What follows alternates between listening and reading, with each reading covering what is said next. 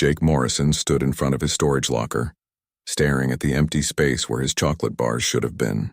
He counted the remaining packages again, hoping he had made a mistake. No, there was no doubt about it. 3 full bars were missing, and he knew for certain he had not eaten them. This was not the first time it had happened. For the past 2 weeks, small items from his personal food stash had been disappearing. First, it was just a protein bar here and there. Jake had blamed himself, thinking maybe he ate them and forgot. But now entire packages were vanishing overnight, and he knew something strange was going on. The Horizon's Edge was a massive research vessel that belonged to the Galactic Alliance. The ship traveled through unexplored regions of space, studying new planets and collecting data. Jake was a lieutenant in the Human Exploration Corps, one of only 5 humans aboard a crew of 200 alien beings. Most of the aliens came from species that found human food completely disgusting or even poisonous to their biology. Nobody else would want to steal beef jerky or chocolate. Jake lived in a small quarters on Deck 7. His roommate was Lisa Bennett, a corporal who worked in communications. They shared the space well enough, each keeping to their own side. Lisa had her own food supplies carefully organized and labeled. She never touched his stuff and he never touched hers. That was their unspoken rule. When Jake mentioned the missing food to Lisa that evening, she looked up from her data pad with a confused expression. She suggested that maybe he was walking in his sleep and eating without remembering. Jake shook his head firmly. He had never walked in his sleep before in his entire life. There was no reason to start now. The next day during breakfast in the mess hall, Jake brought up the problem with the other humans. Danny Cooper, the chief engineer, laughed so hard he nearly choked on his coffee. He teased Jake about having a midnight snacking problem. Amy Hughes, the medical officer, joined in the joking, saying maybe Jake needed to see her about memory issues. Even Lisa, who had been sympathetic the night before, could not help but smile at the teasing. But Jake was serious. Something was taking his food, and he wanted to know what. The ship had advanced security systems that tracked every person who entered or left a room. Jake decided to check the logs for his quarters. He went to the security office and requested the access records for the past 2 weeks. The security officer, a tall being with gray skin and 4 arms named Vex, pulled up the data. He showed Jake the screen. According to the records, only Jake and Lisa had entered the room during the times when the food went missing. There were no unauthorized entries, no system glitches, nothing out of the ordinary. Jake thanked Vex and left, feeling more confused than before. If nobody else had entered his room, then how was the food disappearing? He knew he was not taking it. He trusted Lisa completely. So what was going on? That night, Jake lay in his bunk staring at the ceiling. Lisa was already asleep on her side of the room, breathing slowly and steadily. Jake thought about the missing food.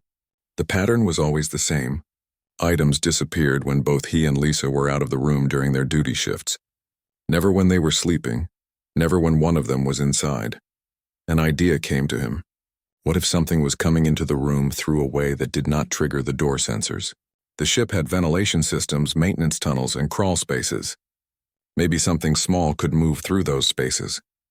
But what kind of creature could open a sealed food locker and carefully select specific items? The next morning, Jake examined his food locker more carefully. It was a standard military-issue container with a simple latch mechanism, not locked, but closed securely enough that it should not open by accident. He looked at the latest package that had been opened, a bag of teriyaki-flavored almonds. The bag was torn, but not in a way that looked like human hands had done it. The rip was jagged and went across the top at an odd angle. Jake took pictures of the torn package with his personal tablet. He wanted evidence. Then he had another idea. He could set up his tablet to record video of his quarters while he was away. It was not against any rules. He was just recording his own space to solve a mystery. He positioned the tablet on a shelf where it had a good view of his food locker and the surrounding area. He set it to record and made sure it had enough battery to last his entire shift. Then he and Lisa left for their daily duties. Jake could barely focus on his work that day. He kept thinking about what the camera might catch. What if it was just a malfunction in the locker making things fall out? What if it was something else, something unexpected? His mind raced with possibilities. During lunch break, Jake rushed back to his quarters. Lisa was already there, eating a sandwich at her small desk. Jake grabbed his tablet and sat down on his bunk. He started playing back the recording, fast-forwarding through the first hour when nothing happened. Lisa noticed his intense focus and came over to watch. She stood behind him, looking over his shoulder at the screen. The recording showed the empty room, quiet and still. Then around the 2-hour mark, something appeared on screen that made both of them freeze. A small panel near the ventilation duct, one that Jake had never paid attention to before, began to slide open. 2 pairs of large, glowing eyes appeared in the darkness of the opening. Jake felt his heart beat faster. Lisa grabbed his shoulder, her fingers tight with surprise. Slowly, 2 small creatures emerged from the hidden panel. They were covered in fur that looked silver blue in the room's lighting. Each creature had 6 legs and moved with smooth, careful steps. They were about the size of cats from Earth, with round ears and small paws. Despite their alien appearance, there was something incredibly cute about them. Jake and Lisa watched in complete silence as the 2 creatures moved directly toward Jake's food locker. They seemed to know exactly where they were going. One of the creatures stood up on its back legs while the other kept watch. The standing one used its front paws to work the latch on the locker. Within seconds, the locker was open. The creatures stuck their faces inside, sniffing at the different packages. They were choosing carefully, taking time to smell each item before making a decision. Finally, they grabbed a chocolate bar, some beef jerky, and a package of cheese crackers. Then they dragged their stolen food back toward the open panel and disappeared inside. The panel slid shut behind them, leaving no trace that anything had happened. Jake looked at Lisa. Her eyes were wide with shock. He looked back at the screen, then replayed that section of video again. It was real. Small alien creatures were living in the walls of the ship and stealing his food. Jake's mind was racing. What were those things? Were they dangerous? Should he report this to the captain immediately? He decided he needed to show this to Commander Zixthar right away. The commander was a threll, a species that looked similar to large birds from Earth. Zixthar had feathers that changed color based on his mood and a sharp beak that could crack metal. He was professional and fair, and Jake respected him greatly. Jake requested an immediate meeting. When he and Lisa entered the commander's office and showed him the video, Zixthar's feathers stood straight up. His translator device struggled to keep up with his rapid speech. He was clearly alarmed, more than Jake had expected. Zixthar watched the video 3 more times before speaking in a calmer voice. He turned to Jake with an expression that looked like horror. Those were Krathic cubs, he explained. Their species was known throughout the galaxy as apex predators. Adult Krathic were massive, powerful, and extremely dangerous. They had been known to attack ships, tearing through metal hulls to reach prey inside. Jake felt a cold feeling in his stomach. But the cubs seemed harmless, he said. They just took some food. They did not hurt anything. Zixthar shook his head. The cubs might be small now, but Krathic were fiercely protective of their young. If there were cubs on the ship, there was likely a parent nearby. And an adult Krathic on board would be a disaster. The commander immediately ordered a full security alert. The news that Krathic cubs were living inside the ship spread quickly through the crew. Within an hour, everyone on the horizon's edge knew about the dangerous predators in their walls. The reaction was immediate and intense. Many of the alien crew members came from species that were natural prey animals. The very idea of Krathic nearby triggered deep instinctive fear in them. Commander Zixthar ordered a complete sweep of all ventilation systems, maintenance tunnels, and crawl spaces. Security teams assembled with scanning equipment and protective gear. The entire ship went on high alert. Non-essential crew members were told to stay in their quarters until further notice. Jake felt guilty. He had just wanted to solve the mystery of his missing snacks. Now the whole ship was in a state of emergency. Lisa tried to make him feel better, reminding him that discovering the cubs was important regardless of how it happened. If there really was an adult Krathic somewhere on board, they needed to know. But Jake could not stop thinking about what he had seen on the video. The cubs had been careful and quiet. They took only what they needed. They had not destroyed anything except the food packaging. Most importantly, they had not tried to hurt him even though they could have attacked him while he slept. That did not seem like the behavior of mindless killing machines. During the emergency meeting in the briefing room, Jake raised his hand to speak. Commander Zixthar acknowledged him with a sharp nod. Jake explained his observations about the cubs' behavior. They seemed intelligent and cautious, not aggressive. Maybe they were not as dangerous as everyone feared. Several alien crew members objected loudly. A reptilian officer named Soral hissed that Krathik were bred to kill. Their instincts were pure predation. Even cubs could be deadly if cornered. Others agreed, their voices rising in panic. But Amy Hughes, the human medical officer, supported Jake's point. She noted that many predator species from Earth showed non-aggressive behavior when they were not hungry or threatened. Young predators especially could be curious and playful rather than violent. Danny Cooper added that the cubs had been stealing food for weeks without ever attacking anyone. That suggested they were avoiding contact, not seeking it. Commander Zixthar raised a feathered wing for silence. He acknowledged the humans' perspective but insisted that safety had to come first. The search would continue. If they found only cubs with no adult present, they would reassess the situation. Until then, everyone needed to remain cautious. Jake volunteered to join the search team. Danny and Amy quickly offered to help as well. Lisa said she would coordinate from the communications center, monitoring all channels in case the cubs were spotted. Commander Zixthar agreed, assigning them to work with Vex, the security officer. The search began in the areas closest to Jake's quarters on Deck 7. Vex led the team through narrow maintenance corridors that ran between the walls. These passages were designed for repairs and system checks, not regular travel. The spaces were tight, dimly lit and filled with pipes and cables. Jake noticed small signs that something had been moving through these corridors. There were scraps of food wrappers wedged behind pipes, all from his personal stash. He recognized the packaging from protein bars, dried fruit, and crackers. The wrappers had been torn in that same jagged way he had seen before. Following the trail of debris, the team moved deeper into the maintenance areas. Amy used her medical scanner to check for life signs, but the dense metal walls made it difficult to get clear readings. The scanner kept picking up the crew members throughout the ship, making it hard to isolate anything small and hidden. They reached a junction where 3 corridors met. Danny pointed to the floor where insulation material had been pulled away from a wall panel. The fluffy white material was missing in chunks, leaving exposed metal underneath. Someone or something had been collecting it.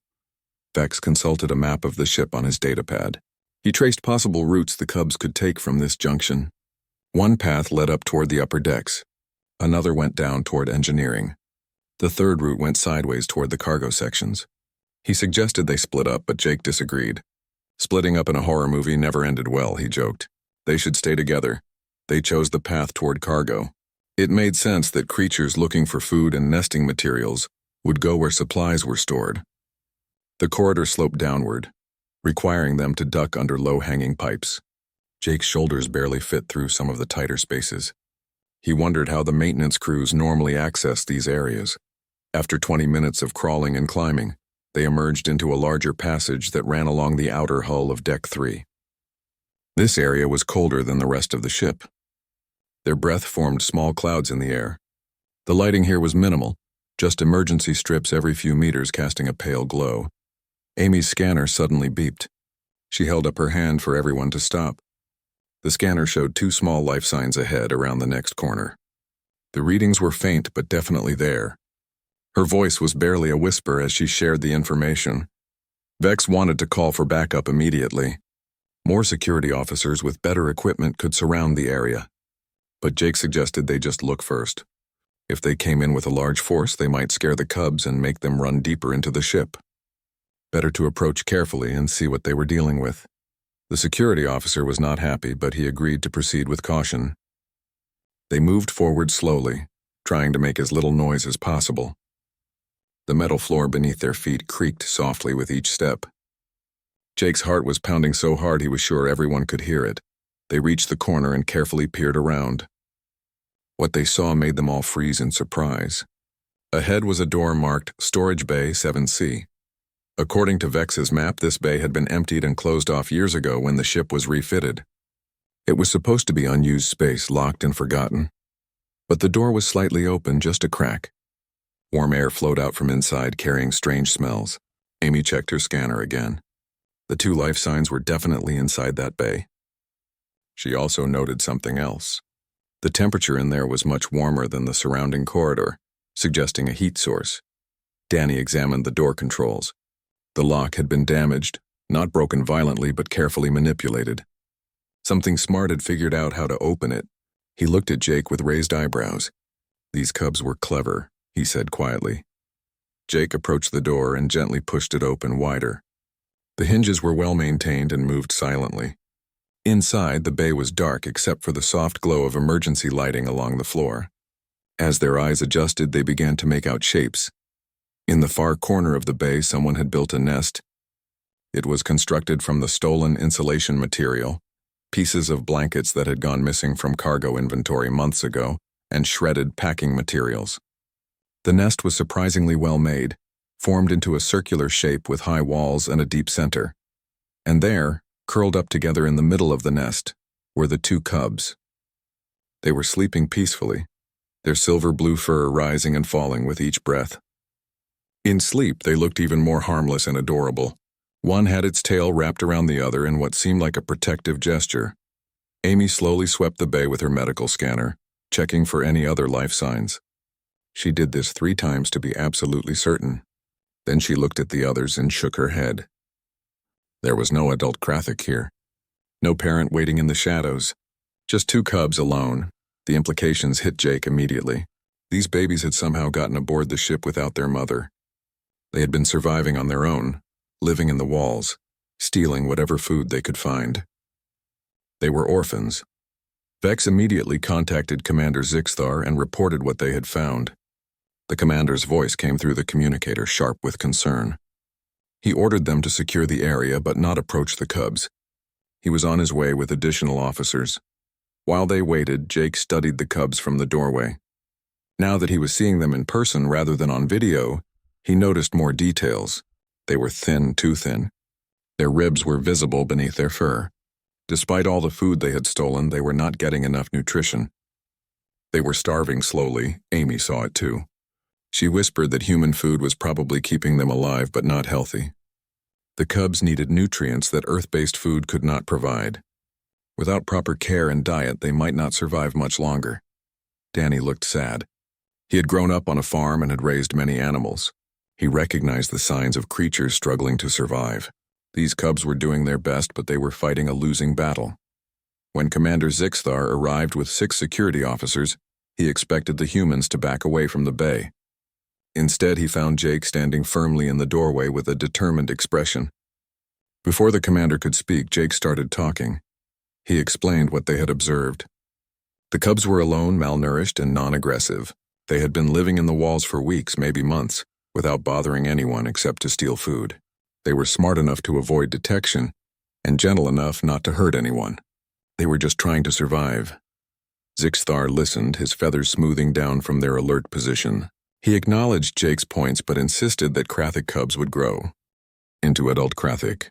They could not keep dangerous pred. The first day of Jake's trial period was spent preparing. He could not just walk into the bay and expect the cubs to trust him. He needed a plan, supplies, and most importantly, proper food for growing Krathic. Amy spent hours in the medical bay, searching through the Galactic Alliance biological database. Information about Krathic was surprisingly limited. Most species avoided them and had little interest in studying them. What she did find painted a picture of obligate carnivores who needed high protein and specific amino acids to develop properly. Using the ship's food synthesizer, Amy programmed a formula that matched the nutritional profile as closely as possible. The result was a thick paste that smelled terrible to humans but should appeal to young predators. She made enough for several days and stored it in sealed containers. Danny worked on improving the bay itself. He installed better lighting that could be dimmed to avoid startling the cubs. He added a camera system so they could monitor the space without being intrusive. He even built some simple toys, balls that rolled unpredictably and boxes the cubs could climb on or hide in. Jake studied everything he could find about animal behavior, especially predator development. He watched videos of Earth animals like wolves, lions, and bears raising their young. He read about socialization, trust building, and body language. By the end of the day, his head was spinning with information. Lisa helped coordinate everything from communications, making sure supplies arrived when needed, and keeping Commander Zixthar updated. The commander remained skeptical but allowed the work to continue. Several crew members expressed concern, but others were curious about the outcome. On the second day, Jake entered the bay for the first time since discovering the cubs. He moved slowly and made himself as small as possible, Sitting down near the door, he did not approach the nest. He just wanted the cubs to get used to his presence. The cubs were awake and immediately aware of him. Their large eyes tracked his every movement. They made soft chirping sounds to each other, communicating in ways Jake did not understand. Then they retreated deeper into their nest, only their eyes visible above the rim. Jake sat there for 2 hours, not moving except to occasionally shift his weight. He spoke softly, keeping his voice calm and even. He was not talking to the cubs specifically, just creating peaceful sound. He told them about Earth, about his home, about why he had joined the Exploration Corps. The cubs never came closer, but they stopped hiding completely. By the end of the 2 hours, they were sitting up in their nest, watching him with open curiosity. That was progress, Jake thought. Small progress, but progress nonetheless. On the 3rd day, Jake brought food. He placed a bowl of Amy's synthesized formula near the door, then retreated to his usual sitting spot. The cubs watched intently. They sniffed the air, their noses twitching. Jake could tell they smelled the food, but they were too cautious to approach while he was there. After an hour of waiting, Jake stood up slowly and left the bay. He watched through the camera feed as the cubs immediately scrambled out of their nest. They approached the bowl carefully, sniffing it from every angle. Then one of them, the braver one, took a small taste. Its eyes widened and it started eating eagerly. The other cub joined in, and within minutes the bowl was empty. Jake smiled. At least he knew they would eat what Amy made. That was a crucial first step. Over the next few days he established a routine. He would enter the bay, place fresh food, and sit quietly while the cubs ate from a distance. Each day he placed the bowl a little closer to where he sat. By the 5th day, the cubs were eating while Jake was only a few feet away. They still watched him constantly, ready to run if he made any sudden moves. But they were eating, and that was what mattered. Jake noticed they were already looking healthier. Their fur had more shine, and they moved with more energy. Lisa joined Jake on the 6th day. He had warned her about moving slowly and speaking softly. She followed his lead perfectly, sitting beside him while the cubs ate. The cubs were initially nervous about the second human, but they adjusted quickly. Lisa was delighted, whispering about how cute they were. Danny came the next day with his homemade toys. He rolled a ball across the floor toward the nest. Both cubs jumped back, startled. Then curiosity took over. One of them, the bolder cub, crept forward and touched the ball with its paw. The ball rolled away and the cub pounced on it. Within minutes, both cubs were playing, tumbling over each other and batting the ball around their nest. Jake watched with growing excitement. This was normal behavior for healthy young predators. They were playing, which meant they felt safe enough to act like children rather than constantly being in survival mode. It was a breakthrough moment. Amy visited on the 8th day to check the cubs' health. She brought her medical scanner and a few basic instruments. The cubs were wary of the new equipment, but Jake had an idea. He held out his hand toward the bolder cub, moving very slowly. He had been building to this moment all week. The cub watched his hand approach. It sniffed the air, processing information.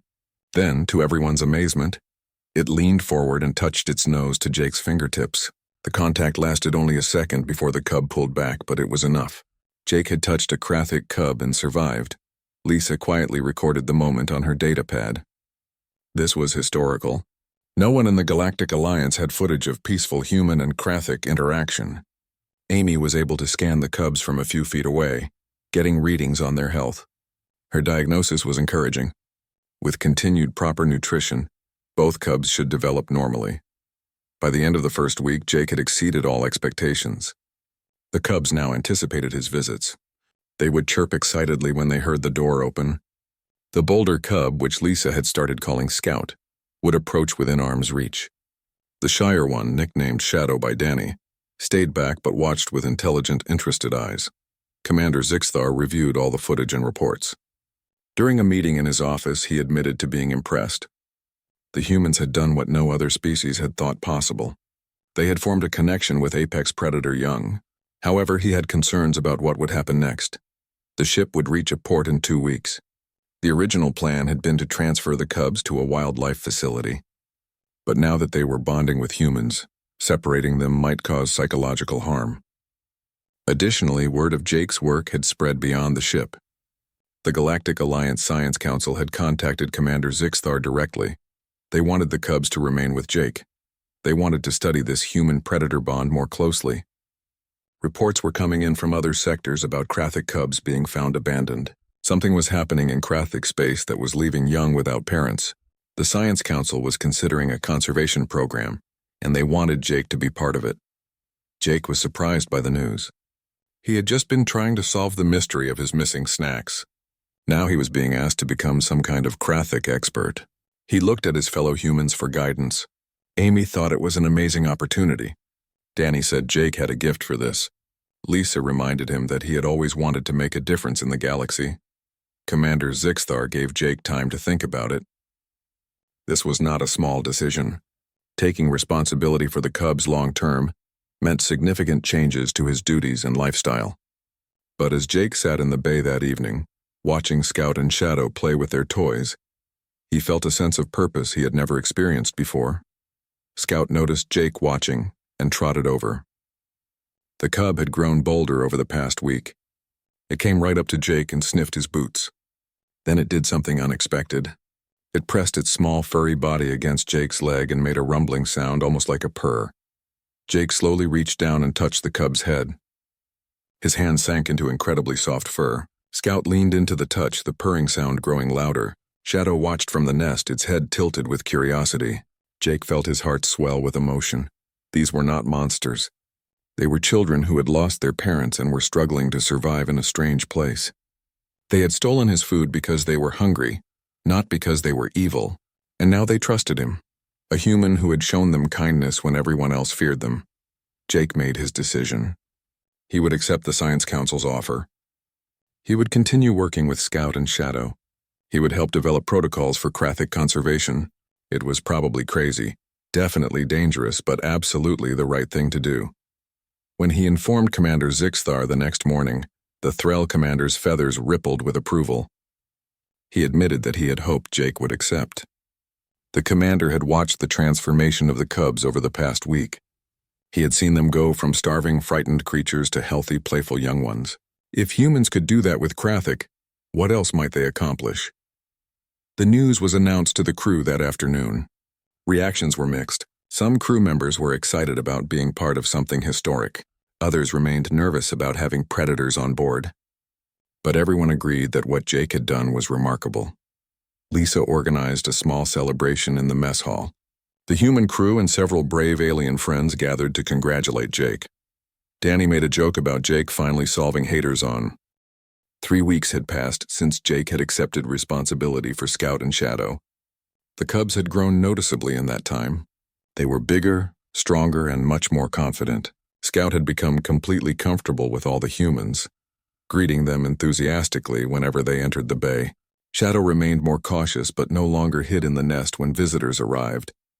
The ship was approaching Starpoint 7, a major hub station where the Galactic Alliance Science Council had arranged a meeting. Scientists from across the galaxy wanted to meet Jake and observe the cubs. The news had spread far beyond the horizon's edge. Humans successfully caring for Krathic young was unprecedented and had captured the imagination of many species. Jake was nervous about the meeting. He was just a lieutenant who had wanted to find out who was stealing his chocolate bars. He was not a scientist or an expert on animal behavior, but Amy reminded him that his success spoke for itself. He had done what no one else had managed, and that made him exactly the right person for this role. The morning before they docked at Starpoint 7, something concerning happened. Scout woke up acting strange. The cub was lethargic, not interested in food, and its nose felt warm to the touch. Jake immediately called Amy to the bay. Amy arrived with her medical equipment and spent 30 minutes examining Scout. The cub tolerated the examination better than expected, perhaps because it felt too sick to protest. Shadow watched anxiously from nearby, making small worried chirps. Amy's diagnosis was that Scout had gotten into something it should not have eaten. Jake felt terrible. He had been so careful about what the cubs had access to, but Amy found the culprit quickly. Someone had left cleaning supplies stored in the corner of the bay. Leftover from when this space had been in use years ago, Scout must have investigated and ingested some of the chemicals. The next several hours were tense. Amy worked to treat Scout, adapting medicines normally used for other species. The chemical composition was not immediately deadly, but it made the cub very sick. Jake stayed by Scout's side the entire time, stroking the cub's fur and speaking softly. Shadow pressed against the enclosure barrier, unwilling to leave its sibling. Lisa brought updates from the bridge. Commander Zixthar had been informed and was monitoring the situation closely. Danny checked the bay thoroughly and removed anything potentially dangerous. The entire human crew was worried. These cubs had become important to all of them, not just Jake. By evening, Scout started to show improvement.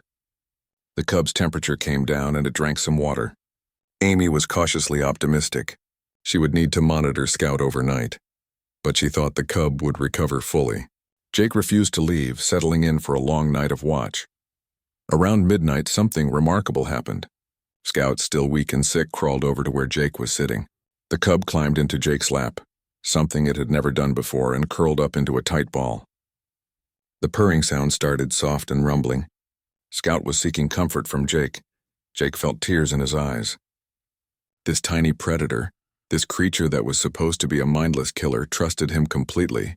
In its moment of vulnerability and pain, Scout came to him for safety. It was a profound moment that Jake knew he would never forget. Amy witnessed it too. She took readings with her scanner and shook her head in wonder. Scout's stress levels were decreasing rapidly just from being close to Jake. The human presence was actually helping the cub heal. This was important data that would change how the galaxy understood Krathik's shadow. Seeing its sibling safe in Jake's lap, finally relaxed. The Shire cub came closer than it ever had before and lay down next to Jake's leg. For the first time, both cubs were in direct contact with him simultaneously. It felt like a turning point in their relationship. By morning, Scout was much better. The cub was eating again and had regained most of its energy. Amy declared it a full recovery.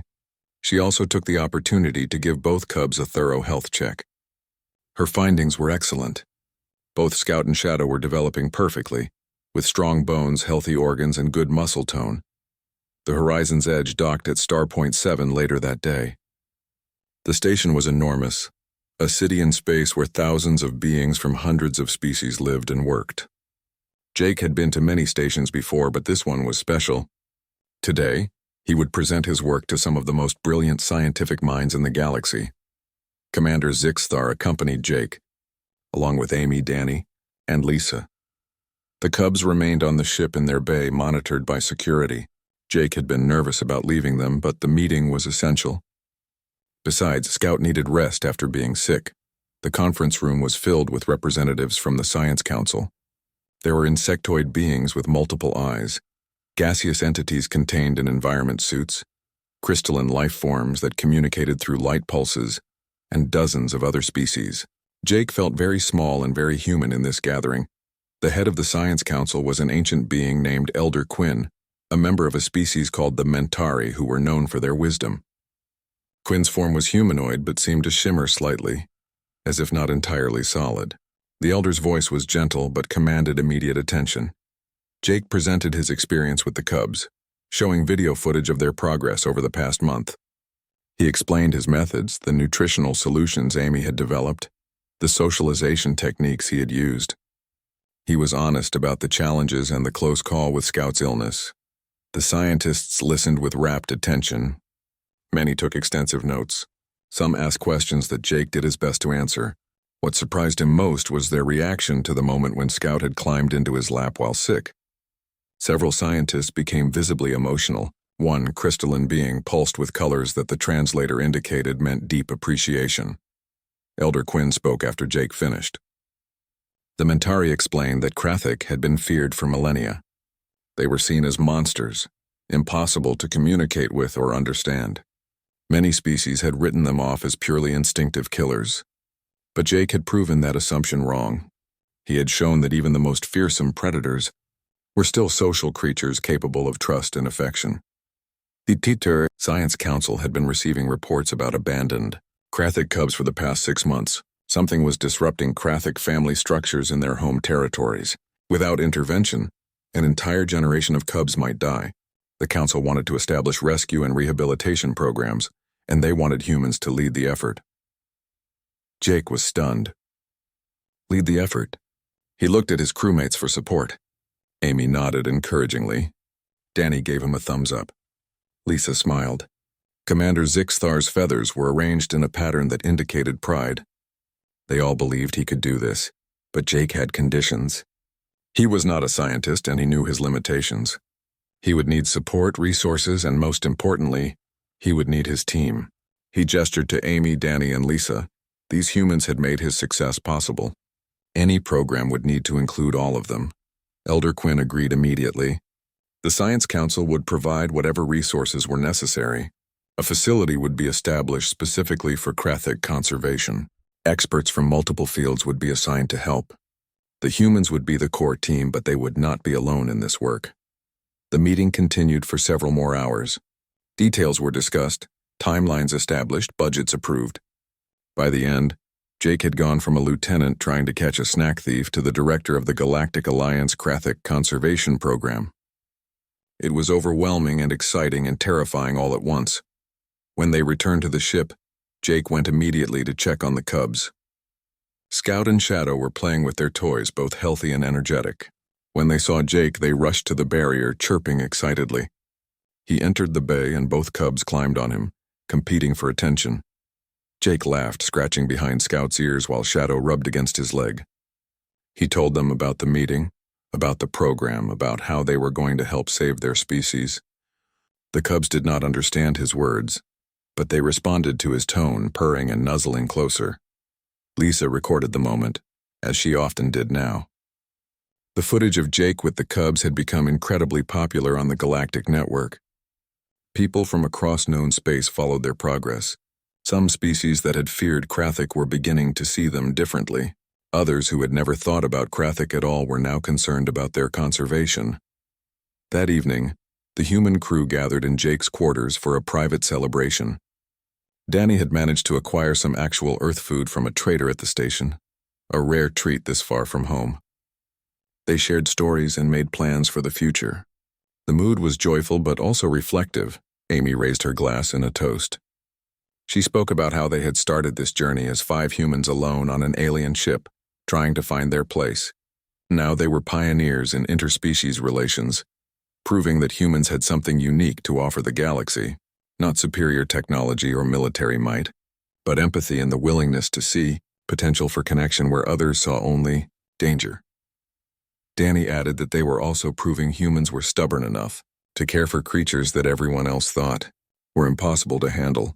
That got laughs from everyone. Lisa mentioned that the story. 2 months after the meeting at Starpoint 7, the Krathic Conservation Facility officially opened on a planet called Haven's Rest.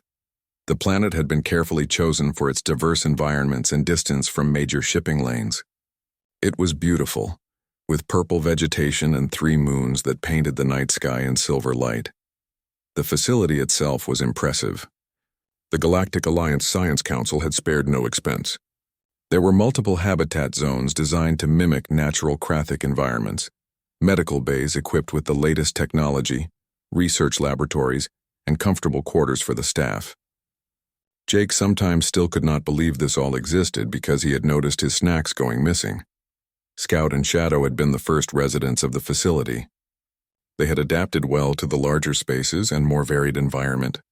At 4 months old now, they were significantly bigger, each about the size of a large dog from Earth. Their silver-blue fur had darkened to a deeper shade, and their features were becoming more angular as they matured. The cubs still bonded strongly with Jake. He spent several hours each day with them, maintaining the relationship they had built. But they were also learning to be more independent. The facility's design encouraged natural behaviors like climbing, hunting simulated prey, and exploring complex environments. Scout and Shadow were thriving. The human team had grown. Amy was now the head of medical services, overseeing a team of 6 veterinary specialists from various species. Danny led the facility's engineering department, constantly improving and expanding the habitats. Lisa managed communications and public relations, sharing updates about the cubs with the galaxy. Jake's role had evolved into something he never expected. He was part administrator, part researcher, and part hands-on caretaker. He worked with rescued cubs, trained new staff members, and collaborated with scientists studying Krathic behavior. It was exhausting and fulfilling in equal measure. The facility had rescued 8 more cubs in the past month. Each rescue was different, with cubs found in various states of health and trauma. Some were confident like Scout, others timid like Shadow. A few were aggressive from fear and hunger, but with patience and proper care, all of them were showing improvement. One of the new cubs, a female they named Nova, had been particularly challenging. She had been alone for months before being found and had nearly starved to death. Nova was hostile to everyone, snapping and hissing whenever anyone approached. The other staff members were afraid of her, but Jake saw past the aggression to the terrified child underneath. He spent 2 weeks working exclusively with Nova, using all the techniques he had learned with Scout and Shadow. It was slow progress. Nova would not eat while he was present. She destroyed toys and refused any comfort. But Jake remained patient, sitting outside her enclosure for hours each day, just being a calm presence. The breakthrough came unexpectedly. Nova had injured her paw on a sharp rock while trying to escape her enclosure. The wound was not serious, but it clearly hurt. Amy needed to treat it, but Nova would not allow anyone near. Jake made a decision that his staff thought was reckless. He entered the enclosure alone. Nova backed into a corner, growling low in her throat. Her ears were flat against her head and her teeth were bared. She was terrified and ready to fight. Jake sat down on the ground and made himself small, non-threatening. He began talking softly, the same way he had with Scout and Shadow months ago. He talked for an hour while Nova growled and hissed. He told her about Earth, about his home, about why he wanted to help her. Slowly, gradually, the growling decreased. Nova's ears lifted slightly. She was listening, even if she did not understand the words. Jake held out his hand, palm up, making no move toward her. He just offered. After another 30 minutes, Nova took a tentative step forward. Then another. She sniffed the air, processing his scent. Finally, she limped forward on her injured paw and touched her nose to his fingertips. The moment of contact lasted only seconds before Nova retreated. But it was enough. Over the next few days, she allowed Amy to treat her paw while Jake stayed nearby. Within a week, she was eating normally. Within 2 weeks, she was playing with toys. The aggressive, fearful cub was transforming into a healthy young Krathik. The staff were amazed. Jake had done it again, connecting with a cub that others had deemed too dangerous to handle. Word of Nova's rehabilitation spread through the scientific community. More funding was allocated to the program. More staff requested transfers to work at the facility. The conservation effort was becoming a major success. But success brought new challenges. The facility was receiving reports of abandoned cubs faster than they could respond. The mystery of why so many Krathik parents were leaving their young remained unsolved. Elder Quinn contacted Jake with a proposal, an expedition into Krathik territory to investigate the cause. It was dangerous. Adult Krathik were still very much apex predators. They did not welcome visitors to their space, and they had destroyed ships that ventured too close. But understanding why cubs were being abandoned was essential to solving the problem long term. Jake agreed to go along with Amy and a team of scientists. Before leaving, Jake spent a day with Scout and Shadow. The cubs were now 6 months old and had grown substantially. They stood as tall as Jake's waist and were beginning to show the powerful musculature of adult Krathik. But they were still playful, still affectionate with him. Scout demonstrated a new skill, climbing a tall structure in the habitat and leaping between platforms with incredible agility. Shadow, always more thoughtful, solved a complex puzzle box that had been designed to challenge the cubs mentally. Jake was proud of how far they had come from the starving thieves who had stolen his chocolate bars. He hugged both cubs, something that would have been impossible months ago. They leaned into the embrace, purring loudly.